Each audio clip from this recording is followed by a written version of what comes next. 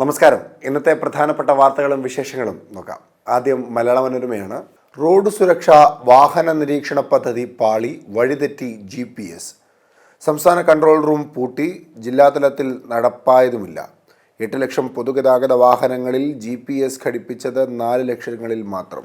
Road സുരക്ഷ ഉറപ്പാക്കാനായി പൊതുഗതാഗത വാഹനങ്ങളുടെ ലൊക്കേഷൻ, വേഗം എന്നിവ നിരീക്ഷിച്ച് തത്സമയം നടപടിയെടുക്കുന്ന സുരക്ഷാമിത്രം പദ്ധതി സംസ്ഥാനത്ത് പാളി. കേന്ദ്രവും സംസ്ഥാനവും ചേർന്ന് 2019 തുടങ്ങിയ മാതൃകാ പദ്ധതി ആസൂത്രണത്തിലെ പിടിപ്പുകേടും സംസ്ഥാനത്തിൻ്റെ സാമ്പത്തിക പരാധീനതയും മൂലമാണ് പാതി വഴിയിൽ പൊലിഞ്ഞത്. മികച്ച ഒരു മുന്നേറ്റമായിരുന്നു, പക്ഷേ അത് പൂർത്തീകരിക്കുവാൻ കഴിയാതെ പോയത് വളരെ സങ്കടകരമായ ഒരു കാര്യമായിപ്പോയി.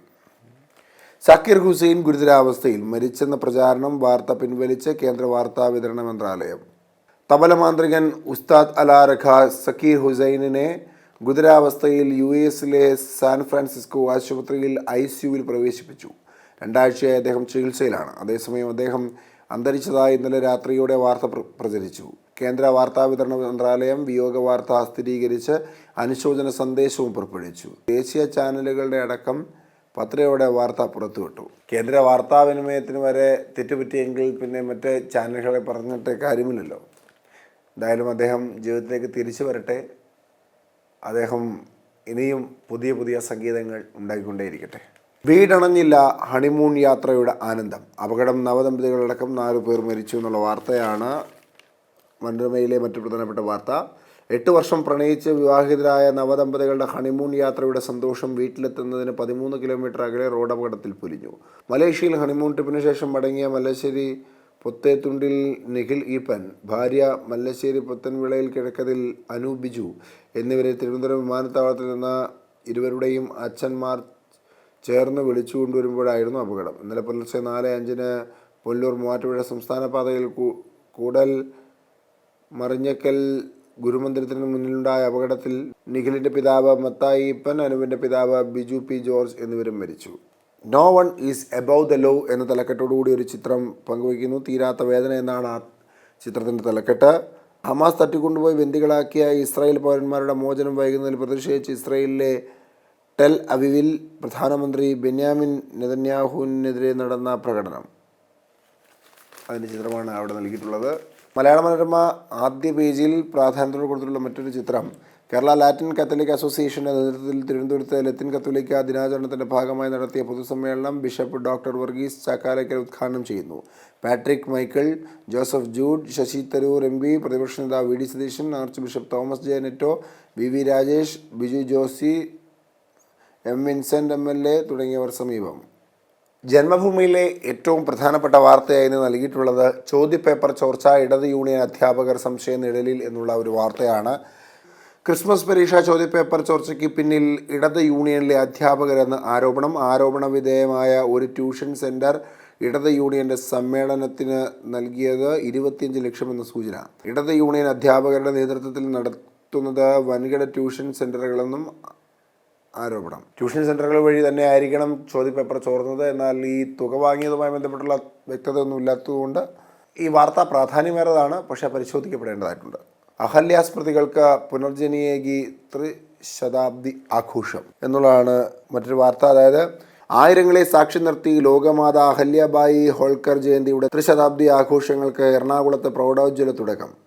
സ്വാർത്ഥ രാഷ്ട്രീയ ചരിത്രമെഴുത്തുകാർ തമസ്കരിച്ച ധീരതയുടെ ഇതിഹാസമാണ് അഹല്യബായി ജയന്തി ആഘോഷത്തിലൂടെ പുനർജനിക്കുന്നതെന്ന് സമ്മേളനം ഉദ്ഘാടനം ചെയ്ത മുൻ കേന്ദ്രമന്ത്രി സ്മൃതി ഇറാനി പറഞ്ഞു. മറ്റൊരു പ്രധാനപ്പെട്ട വാർത്തയായി നൽകിയിട്ടുള്ളത് ഉസ്താദ് സക്കീർ ഹുസൈനുമായി ബന്ധപ്പെട്ട വാർത്തയാണ്. ഉസ്താദ് സക്കീർ ഹുസൈൻ അന്തരിച്ചു എന്ന തെറ്റായ വാർത്ത ജന്മഭൂമി നൽകിയിരിക്കുന്നു. ആ വാർത്താവിനിമയം അന്താരാഷ്ട്ര വാർത്താവിനിമയം മന്ത്രാലയം വരെ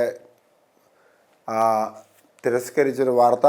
ആ തെറ്റ് ജന്മഭൂമിക്കും സംഭവിച്ചിരിക്കുന്നു. ഉസ്താദ് സാക്കിർ ഹുസൈൻ അന്തരിച്ചു എന്നുള്ള രീതിയിൽ തന്നെയാണ് വാർത്ത നൽകിയിട്ടുള്ളത്. മേക് 7 ഭീകരബന്ധം, മലക്കം മറിഞ്ഞ് CPM.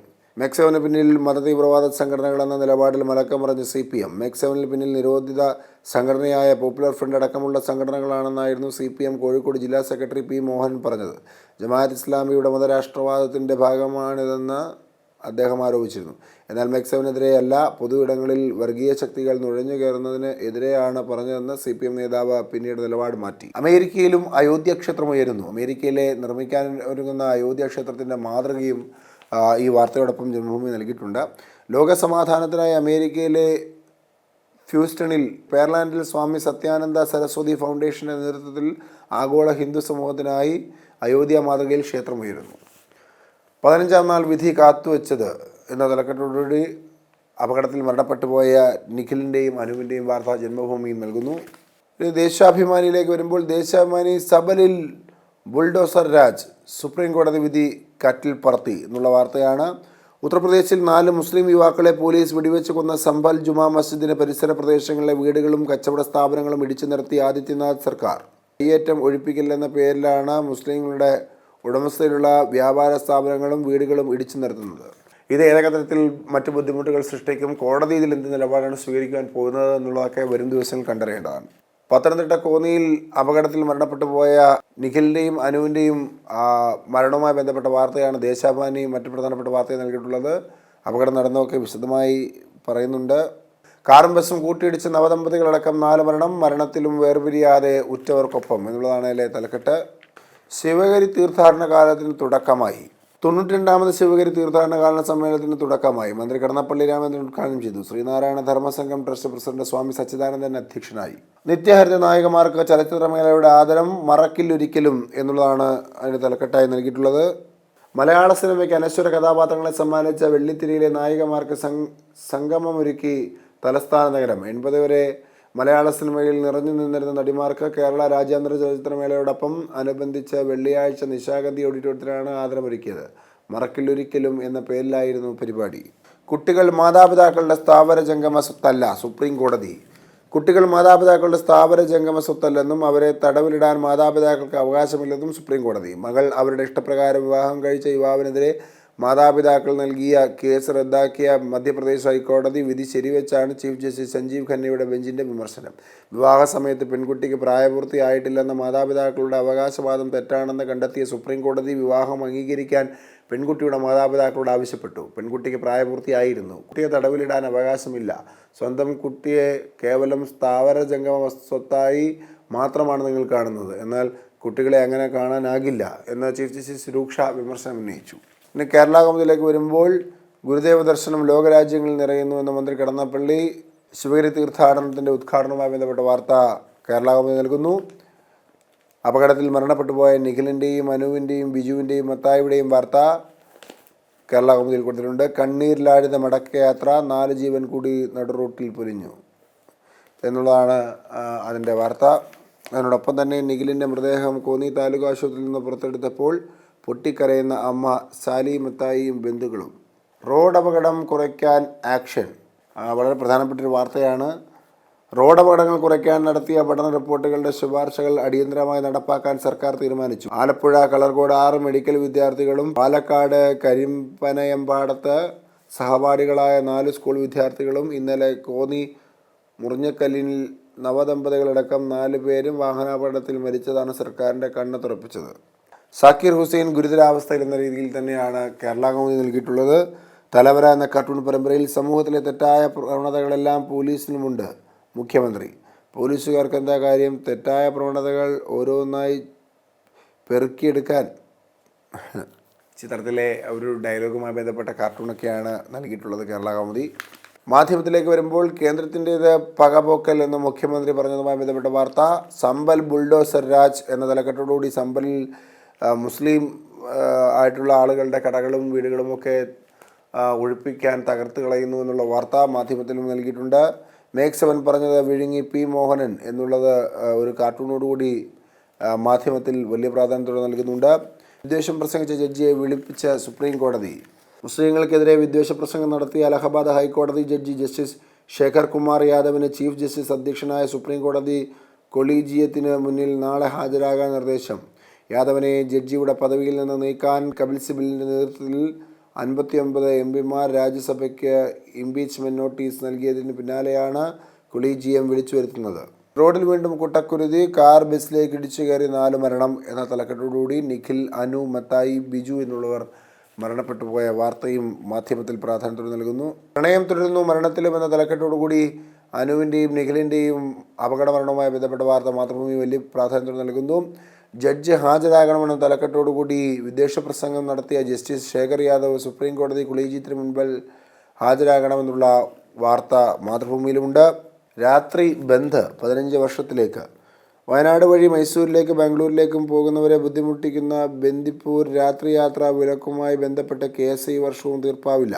2013-14 കൊല്ലത്തിനിടെ 46 തവണ സുപ്രീം കോടതി പരിഗണിച്ച കേസ് 15ാം വർഷത്തിലേക്ക് കടക്കുകയാണ്. ഒക്ടോബറിൽ കേസ് പരിഗണിച്ചപ്പോൾ ഡിസംബർ 16 ആരംഭിച്ചിരുന്ന ആഴ്ചയിൽ ലിസ്റ്റ് ചെയ്യാൻ തീരുമാനിച്ചെങ്കിലും അതുണ്ടായില്ല. സിവിൽ കേസിലെ അപ്പീലുകൾ ജനുവരി 2ാം വാരത്തിന് ശേഷമേ ഇനി പരിഗണിക്കൂ എന്നാണ് അറിയുന്നത്. ഒരു രാജ്യം ഒറ്റ തെരഞ്ഞെടുപ്പ് ബില്ല് ഇന്നില്ല എന്ന വാർത്ത മാതൃഭൂമിയിൽ നൽകുന്നു. വിഴിഞ്ഞം VGF ലാഭവിഹിതം വേണം. വിഴിഞ്ഞം അന്താരാഷ്ട്ര തുറമുഖത്തിന് കേന്ദ്രം നൽകുന്നത് 817.80 കോടിയുടെ വയബിലിറ്റി ഗ്യാപ്പ് ഫണ്ടാണ്. ലാഭവിഹിതമായി തിരികെ നൽകണമെന്ന വ്യവസ്ഥയിൽ ഇളവ് അനുവദിക്കാനാകില്ലെന്ന് കേന്ദ്ര ഷിപ്പിംഗ് മന്ത്രി സർനാബത് സോനോവാൾ. കാകദൃഷ്ടി എന്ന കാർട്ടൂൺ പരമ്പരയിൽ പാർലമെന്റിൽ കനിമൊഴി കേരളത്തിന് വേണ്ടി സംസാരിച്ചപ്പോൾ സുരേഷ് ഗോപി കയ്യാങ്കം കാണിച്ചത് മോശമായ നടപടിയെന്ന് KN ബാലഗോപാൽ. മുദ്ര ശ്രദ്ധിക്കണം, ഹെലികോപ്റ്റർ വാടക എപ്പോൾ തരും എന്നുള്ളതാണ് അതിൻ്റെ തലക്കെട്ട്. വനിതാ ക്രിക്കറ്റിൽ വയനാടൻ വീര്യം എന്ന തലക്കെട്ടോടുകൂടി മിന്നുമണിക്കും സജന സജീവിനും പിന്നാലെ വനിതാ ക്രിക്കറ്റിൽ വയനാടിൻ്റെ താരത്തിളക്കം കൂട്ടി VJ ജോഷിതയും. വനിതാ പ്രീമിയർ ലീഗിൻ്റെ ഭാഗമായി ഞായറാഴ്ച നടന്ന താരലേലത്തിൽ വയനാട്ടുകാരിയായ ജോഷിതയെ ബാംഗ്ലൂർ റോയൽ ചലഞ്ചേഴ്സ് ടീം 10 ലക്ഷം രൂപയ്ക്ക് സ്വന്തമാക്കി. ഇതൊക്കെയാണ് ഇന്നത്തെ പ്രധാനപ്പെട്ട വാർത്തകളും വിശേഷങ്ങളും. നാളെ മറ്റ് പ്രധാനപ്പെട്ട വാർത്തകളും വിശേഷങ്ങളുമായി വീണ്ടും കാണും വരെ നന്ദി, നമസ്കാരം.